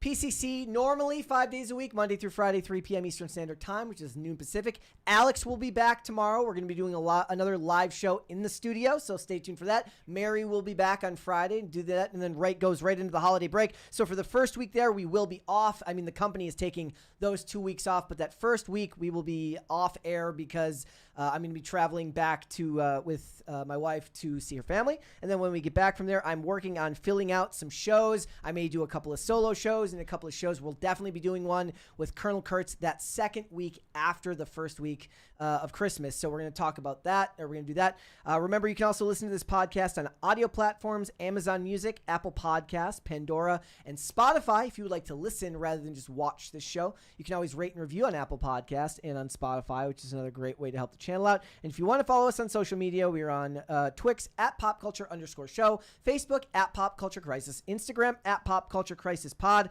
Remember, guys, I put out a video today on the Warner Brothers situation. I've got another video coming out tonight at 7 p.m. on all of the backlash that befell Angel Studios with their release of the Animal Farm trailer. So go ahead and stay tuned for that on the channel. And we will be back with another episode of PCC tomorrow. We'll see you then, guys. Later. Bye.